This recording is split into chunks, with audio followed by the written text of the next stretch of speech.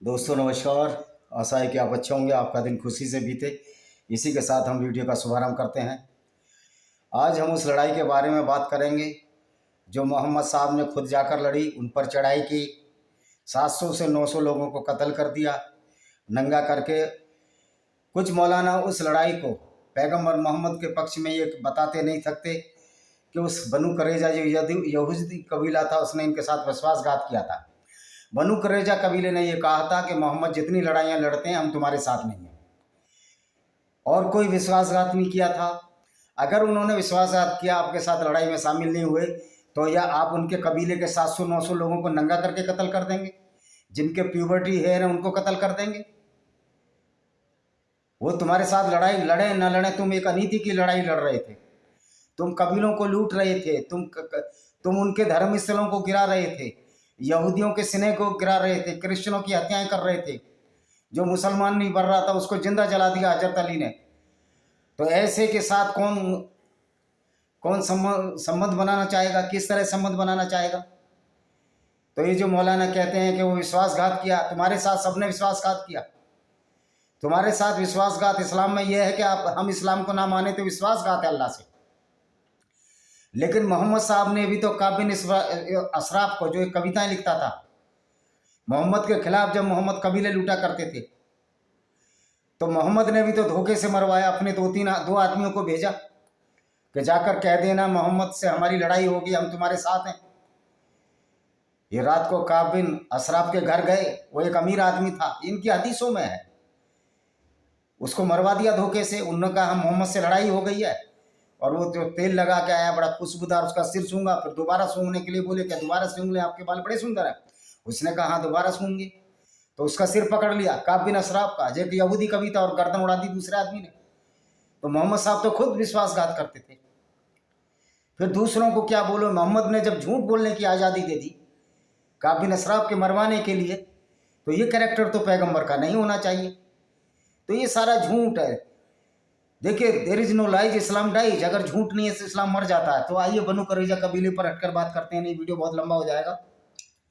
इन्हीं की लड़ाई में बनु करेजा की लड़ाई, खंदक की लड़ाई से पहले मुसलमानों और यहूदियों के बीच एक लड़ाई थी। फरवरी और मार्च 627 के दौरान अल जुकादा के महीने में हुआ था। मोहम्मद ने 25 दिनों तक बनु करेजा को घेर रखा था, कबीले को, जब तक कि उन्होंने आत्मसमर्पण नहीं कर दिया। देखिए, इस्लाम के विद्वान मौलाना सैयद अलू आला मौदी कुरान की सूरह अल हश्र की विवेचना में लिखते हैं, मुझे ये समझ में नहीं आता इस्लाम में विद्वान कहाँ से हो गए।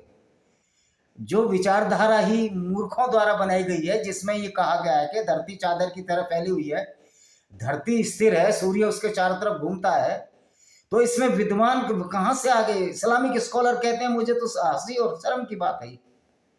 अपने को जो इस्लामिक विद्वान कहते हैं, इस्लामिक विद्वान वो होता है जो सच्चाई बोले। लेकिन तुम्हारा अल्लाह ही विद्वान नहीं है, अल्लाह को ही पता नहीं है कि धरती सूरज के चारों तरफ घूमती है। तुम्हारा अल्लाह तो कहता है कुरान की आयतों में, धरती स्थिर और सूरज की चारों तरफ घूमता है। जब तुम्हारा अल्लाह ही विद्वान नहीं, तुम्हारे मोहम्मद साहब ही विद्वान नहीं, तो इस्लामिक स्कॉलर कहां से आ जाएंगे। यानी कि लॉजिक की कोई बात इस्लाम में है नहीं। क्या लिखते हैं जी, सन 70 ईस्वी में रूसियों ने फिलिस्तीन पर यहूदियों का सार्वजनिक नरसंहार किया। फिर 132 में उन्हें भूभाग से निकालकर बाहर कर दिया। उस समय बहुत से यहूदी कबीलों ने भागकर हिजाज में शरण ली थी, क्योंकि ये क्षेत्र फिलिस्तीन के दक्षिण में बिल्कुल मिला हुआ अवस्थित था। यहाँ कर उन्होंने जहाँ तहाँ जल स्रोत और हरे बरिस्तान देखे, कहाँ ठहर गए, फिर बस गए। एला, मकुना, तबूक, तेम, तौल, कुरान, फदक और खैबर में उनका आधिपत्य उसी समय स्थापित हुआ। कब? यहूदियों का सार्वजनिक रूमियों ने, फिर मतलब रोम ने, बनु करेज, बनी नदर, बनी बैदल, बनु कनेका, बनु अब्बास आदि भी मदीना यथरिब, मदीना का पुराना नाम, पर कब्जा जमाया। यशरिफ में आज़ाद होने से पहले कबीलों से बनी नजीर, बनी कुरैजा आदि कुबरे हुए और प्रभावशाली थे, क्योंकि उनका संबंध काहिनों के वक्त से था। उन्हें यहूदियों में उच्च वंश का माना जाता था, और उन्हें अपने संप्रदाय में धार्मिक नेतृत्व प्राप्त था। और जब मदीना में आकर आबाद हुए, उस समय कुछ दूसरे अरब कबीले यहाँ रहते थे, जिन्होंने इन्होंने अपना लिया और व्यवहार हरे बरिस्तान के मालिक बन बैठे। इसके लगभग 3 शताब्दी के पश्चात और खजरज मक्का में जाकर आबाद, मदीना में फिर उन्होंने कुछ समाज यहूदियों का जोड़ तोड़कर मक्का पर पूरा आधिपत्य कर लिया। अल्लाह के रसूल के पदार्पण से पहले हिजरत के प्रारंभ तक हिजाज में सामने तौर पर, यथरिब में विशेष रूप यहूदियों की पोजीशन थी।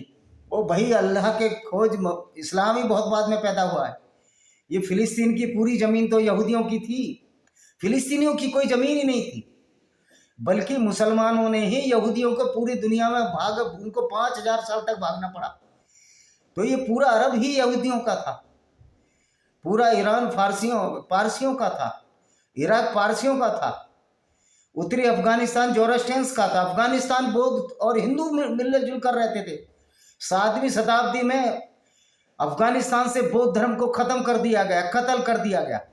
और जो हमारे नए नवेले बौद्ध, जो दलितों से बौद्ध बने, उनको ज्ञान ही नहीं है कि पुष्यमित्र शुंग ने बौद्धों की हत्या कर दी। पुष्यमित्र शुंग के दरबार में हिंदू और बौद्ध दोनों तरह के थे। क्या कुमारिल भट्ट नहीं थे नालंदा में? वो एक ब्राह्मण ही थे, हिंदू ही थे। और तुम्हारे अशोक की एक किताब में लिखा है कि अशोकों ने हिंदुओं का नरसंहार किया, लेकिन कहीं भी ऐसा उल्लेख नहीं आया कि हिंदुओं ने बौद्धों का नरसंहार किया। तो आगे पढ़ते हैं। अब ये देखिए, अब इन्होंने क्या किया। देखो, इस्लामिक इतिहास के अनुसार बनु कुरैजा के लोगों ने मुआहदा तोड़कर अलानिया जंग खंदक की लड़ाई में विरोधियों के साथ मदीना पर हमला किया। बनु कुरैजा के कबीले ने तो भाग ही नहीं लिया, तो झूठ बोलते हैं। खंदक की लड़ाई में एक तीर खाकर सदित तौर पर जख्मी थे हजरत साद बिन मुजाज। हम उस बात की बात करेंगे। देखिए क्या हुआ। खंदक की लड़ाई किधर गई भाई?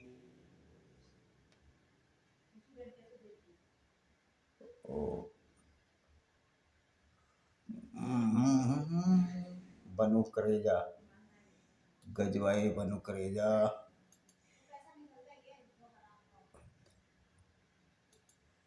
और ये देखो, ये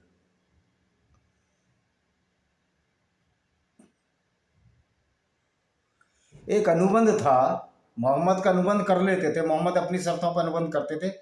उन्होंने क्या अनुबंध किया कि यहूदी अपना खर्चा उठाएंगे, मुसलमान अपना खर्चा, और यह कि इस अनुबंध में सम्मिलित लोग आक्रमणकारी के मुकाबले एक दूसरे की सहायता करने के लिए पाबंद होंगे। वह कि युद्ध हृदय के साथ एक दूसरे के शुभ चिंतक होंगे। तो इस यहूदियों ये ऐसा ही कहते हैं कि यहूदियों ने शर्तें तोड़ दी।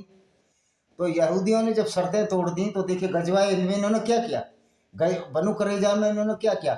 बनु कुरैजा कबीले के साथ इन्होंने क्या किया, उसका हम पूरा बताते हैं। किस तरह मोहम्मद ने, जब वो बच्चे अपना काम खुद कर रहे थे, वो लोग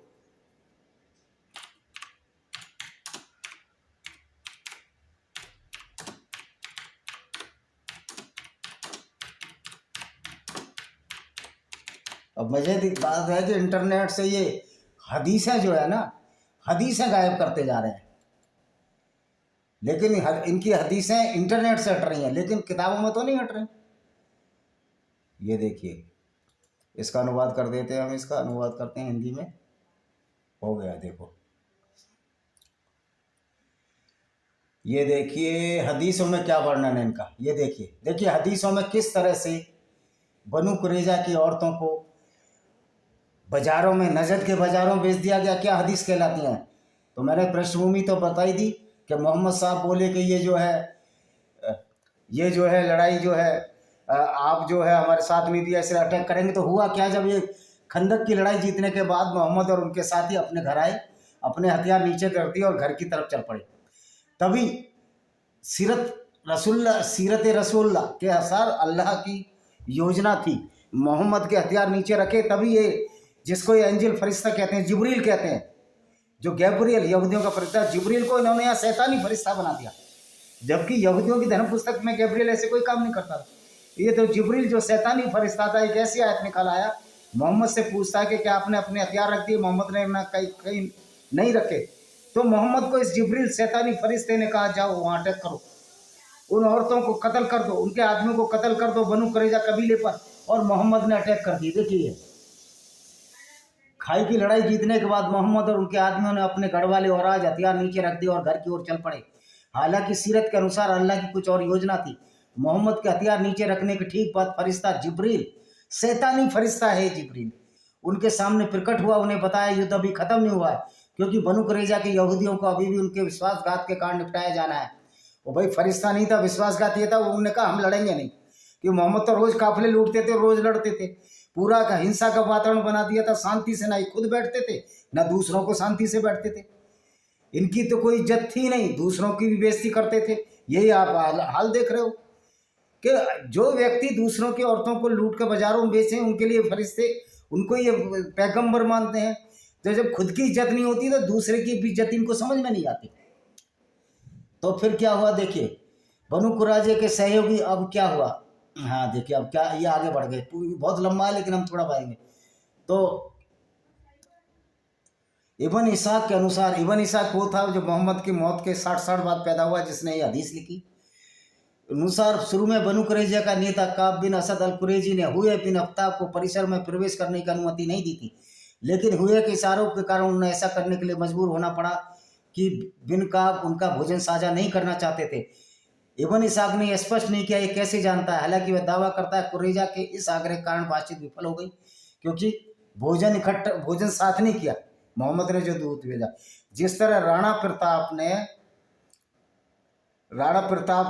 ने उनके दूत से जय सिंह से पूछा कि आप फूफा जी को नहीं लाए अकबर को, राजा मान सिंह से पूछा अपने फूफा को साथ नहीं लाए, तो इससे चिढ़ गया। इसी तरह ये चिढ़ गए। तो ये जिब्राइल हुआ। फिर देखिए हुआ क्या, लड़ाई क्या हुई देखिए, परंतु यदि वह तुम्हारे साथ मेल करे, तुम्हें विरुद्ध युद्ध करे तो उसे घेर लेना।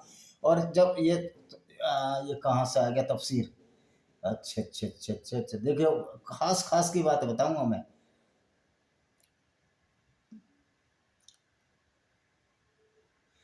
इब्न कथीर ने पुष्टि की है कि वह स्वयं फरिश्ता ही था, शैतानी फरिश्ता, जिसने मोहम्मद से युद्ध बंद न करने की विनती की थी। यानी कि मोहम्मद ने अपना दोस्त फरिश्ते के माथे मर दिया कि ये तो फरिश्ता आया तो मैं तो लड़ता ही नहीं। हाँ, मेरे तो शराफत दाढ़ी से टपकती थी, मैं तो कभी काफिले लूटता ही नहीं था। मोहम्मद साहब ने ऐसा दिखाया जैसे शराफत उनकी दाढ़ी से टपकती थी। कभी काफिले लूटे नहीं उन्होंने, कभी मक्का पे बुत तोड़े नहीं उन्होंने। यानी कि इस तरह की बात, इस तरह के पैगंबर को सही साबित करने के लिए इस्लामिक लेखकों को कितना झूठ बोलना पड़ रहा है, कितने पापड़ बेलने पड़ रहे हैं। इनकी हदीसों में देखो, ये है बुखारी की हदीस इसाक द्वारा वर्णित गवाहों की गवाही देती है। अब आयशा ने रिवायत किया, आयशा जो मोहम्मद की पत्नी थी, जिसका 6 साल की उम्र में मोहम्मद से निकाह हुआ और 9 साल की उम्र में उसके साथ हम बिस्तरी मोहम्मद ने की, जबकि वो 54 साल के थे। कितनी शर्म की बात है। तो इमरान खान भी वही निभा रहा है। सही अल्लाह का रसूल का जो फॉलोवर तो इमरान खान ही है। कभी रेहम खान से शादी करता है, कभी पीरनी से करता है, कभी उससे जमीमा से करता है, यहूदी लड़की से। तो असली तो मोहम्मद की सुन्नत तो ये इमरान खान ही निभा रहा है। शोएब अख्तर ने भी निभाई है, जो 20 साल छोटी से शादी की उसने। तो ये तो करते हैं, इनके इस्लाम में तो है। आयशा से रिवायत है, आयशा ने बताया जब अल्लाह के रसूल खंदक के दिन से वापस लौटे, ट्रेंच वार जीत कर लौटे, तो उन्होंने अपने हथियार नीचे रख दिए और स्नान किया। फिर जिब्रील शैतानी फरिश्ता जिसका सिर धूल से ढका हुआ था उसके पास आए और कहा, उन्होंने अपने हथियार नीचे रख दिए हैं, अल्लाह की कसम मैंने अभी तक हथियार नहीं रखे। अल्लाह के रसूल ने कहा, अब जाना कहाँ है? जिब्रील शैतानी फरिश्ते ने कहा, इस तरह बनु कुरैजा कबीले की ओर इशारा करते हुए, इसलिए अल्लाह के रसूल उनकी तरफ निकल पड़े। अब क्या हुआ? अबू सईद अल खुदरी से रिवायत है, सही बुखारी की हदीस है।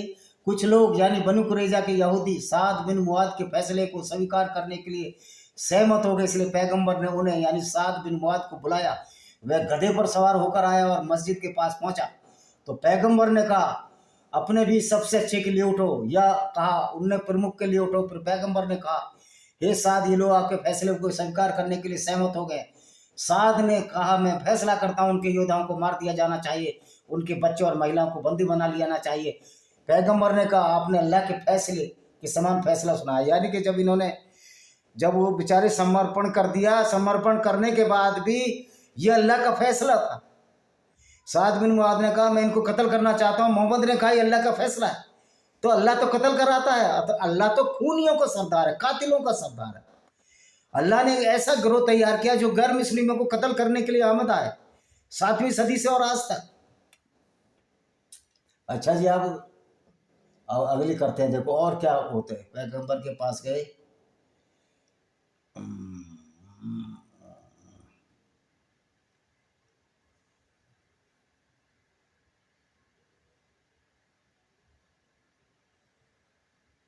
इसमें बहुत सारे हैं, मैं खास खास बात बता देता हूँ। तो मोहम्मद ने सारे योद्धाओं को कत्ल कर दिया, उसके बाद औरतों को बांट दिया, आपस में बांट लिया, और उसके बाद जो इनका मन भर गया, 700 से 900 लोगों को एक जगह इकट्ठा किया। साथ भी मुआद गधे पर सवार होकर आया, और उसने उनको सबको नंगा किया। नंगा करने के बाद जिसके प्यूबर्टी हेयर थे, जिसके गुप्तांग पे बाल थे, उन सबको एक तरफ से कत्ल करते हुए चले गए। औरतों को गुलाम बना लिया, बच्चों को गुलाम बना लिया, और औरतों के साथ औरतों को बांट दिया गया, और युद्ध के बाद ही औरतों के साथ रंगरलियां मनाने लगे। इसमें एक जिक्र आता है जुवेरिया बिंत का। दूसरी लड़ाई में जुवेरी ने कहा मैं तो राजा की बेटी हूं, तो मोहम्मद ने कहा तुम मेरे साथ संबंध बनाओ, रंगरलियां मनाओ। और मोहम्मद ने सफिया बिंत हुइया के बाप को, हुया को कत्ल किया। किनाना अल रबी उसके पति को गर्म पत्थर से मार डाला खजाने की चाबी लेने के लिए, और फिर उसी रात ही उसके साथ सोया। ये जो पैगंबर है, बाप को कत्ल करने के बाद, भाई और पिता को कत्ल करने और पति को कत्ल करने के बाद 17-18 साल की ये सफिया बिंत हुइया के साथ सोया। ये था मोहम्मद का कैरेक्टर। बनु कुरैजा के साथ जो नरसंहार हुआ, वो ऐसा नरसंहार है कि जो आज नरसंहार जो फिलिस्तीनियों ने किया, जो 23 अक्टूबर को 2023 को जो फिलिस्तीन में गाजा पट्टी वालों ने किया, जो यहूदियों के साथ किया, उनकी लड़कियों के साथ बलात्कार किए गए, वो अपना फेस्टिवल मना रहे थे, वैसा ही नरसंहार यहूदियों का मोहम्मद साहब ने किया। जब बनु कुरैजा जो खैबर के पास, जो मदीना, हालांकि वो मदीना में ही रहता था, लेकिन मोहम्मद ने उनको खदेड़ दिया। 4 बड़े कबीले, 3 छोटे कबीले थे यहूदियों के थे मदीना में, लेकिन मोहम्मद ने 4-7 कबीलों को बर्बाद कर कर छोड़ दिया। और तो फिलिस्तीनियों ने भी वैसा ही अटैक किया। अभी जो इजराइल में हुआ, जैसा कि मोहम्मद ने बनु कुरैजा कबीले पर अटैक किया, तो ये यहूदियों पर अटैक आज से नहीं होते रहे। तो ये क्यों अटैक हुआ था इजराइल पर? इसलिए हुआ था कि मोहम्मद ने भी बनु कुरैजा यहूदी कबीले की औरतों के साथ बलात्कार किया और करवाया, और उनको लूट कर ले गए। और बाद में उन्हीं बनु कुरैजा की जो औरतें बची, जो फालतू रह गए, उनको नजद के बाजारों में बेच दिया। ये इब्ने इसहाक जो मोहम्मद के 60 साल बाद पैदा हुआ था, उसकी क्या है उसका, इसहाक का है रसूलुल्लाह का, सीरत रसूलुल्लाह के 465 पेज, अध्याय 83 में साफ साफ लिखा है कि मोहम्मद ने कहा, लोगों ने कहा ये स्त्रियां ज़्यादा हैं, इनका क्या करें यहूदी स्त्रियों का, बांटने दो बांटने के बाद भी ये बच गई। उन्होंने कहा मोहम्मद ने जाओ इनके नजद के बाज़ारों में बेच दो, और उन स्त्रियों को नजद के बाज़ारों में बेच दिया गया। उसके बदले घोड़े और हथियार खरीदे।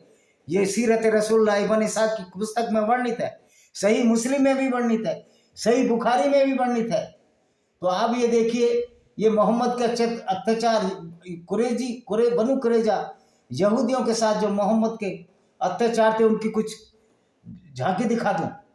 627 में मोहम्मद ने मदीना में यहूदियों की अंतिम बची हुई प्रमुख जनजाति कुरैजा के साथ, बनु कुरैजा के साथ अत्याचार किया। उसके पुरुषों और कम उम्र के लड़कों का सिर कलम कर दिया, महिलाओं और बच्चों को गुलाम बना लिया। ऐसा करके हाल में ईरान के राष्ट्रपति की भाषा में कहें तो पूरी जनजाति को मानचित्र से मिटा दिया। इस लेख का उद्देश्य इस्लाम के पूर्ण रूप में खुलासा और ये अत्याचार किया हुआ ये वर्णन है। ये देखिए, इस सामूहिक विनाश और दात, ये मैंने बता दिया है। अब इसको देखिए, जो खास खास बात है वो मैं बता देता हूँ। ये मोहम्मद साहब जो है ना, ये देखिए क्या क्या इसने। अब ये जो लेख है इसको मैं सेव कर लेता हूँ। ये बहुत शानदार लेख है। मोहम्मद की इसी तरह हम पोल खोलते रहेंगे, इसकी पैगंबरी की पोल खोलते रहेंगे, और किस तरह ये अत्याचार करता था मोहम्मद, ये हम सब बताते रहेंगे। स्त्रियों को बेचने वाला, बलात्कार करवाने वाला, औरतों को लूटने वाला, काफिलों को लूटने वाला पैगंबर कैसे हो सकता है? ये सोचने और समझने की बात है हम लोगों को। तो ये अत्याचार मोहम्मद की कड़ी में कम इस श्रृंखला को करेंगे। आज ये छोटा सा बताया, फिर बहुत विशाल रूप में आपको बताएंगे। जो ये मौलाना कहते हैं कि पैगंबर साहब के नबी के रास्ते पर चलो, तो नबी का रास्ता तो गैर मुस्लिमों के लिए बड़ा खतरनाक रास्ता है। वो नबी के रास्ते पर चलने से ही तो गैर मुस्लिमों को कत्ल होना पड़ा, गैर मुस्लिम औरतों, यहूदी औरतों को बेइज्जत होना पड़ा, उनकी इज्जत लूटी गई, उनका मोलेस्टेशन हुआ, उनको बाजारों में बेचा गया। यहाँ तक कि जो औरतें उनके खिलाफ कविताएं रखती थी, अस्मा बिन्त मरवान की बेटी आसमा जो यहूदी औरत थी, उसका भी कत्ल इसलिए कर दिया गया कि वो मोहम्मद साहब के लूट के खिलाफ कविताएं लिखती थी। तो ये कहते हैं कि मोहम्मद औरतों की बड़ी इज्जत करते थे। क्या ये इज्जत है? मोहम्मद ने एक अंधे आदमी को भेजा अस्मा बिन्ते मरवान को मरवाने के लिए, मरवान की बेटी अस्मा को, और उस बच्चे, वो अपनी छाती पर दूध पिला रही थी, उस बच्चे को पटका उस अंधे ने, उसको चाकू से उसका पेट फाड़ दिया, जब तक कि उसके कमर के आर पार नहीं हो गई, और 5 बच्चे उसकी झोंपड़ी में सो रहे थे। ये था रसूलुल्लाह का कैरेक्टर। उसको बचाने के लिए कहते हैं कि मोहम्मद साहब पर अटैक हुए। आखिर उस पोएटेस जो शायर करती थी उसका क्या अटैक था? शायर ने वही बोला, सच बोला। काब बिन असराफ को भी इस तरह मारा गया।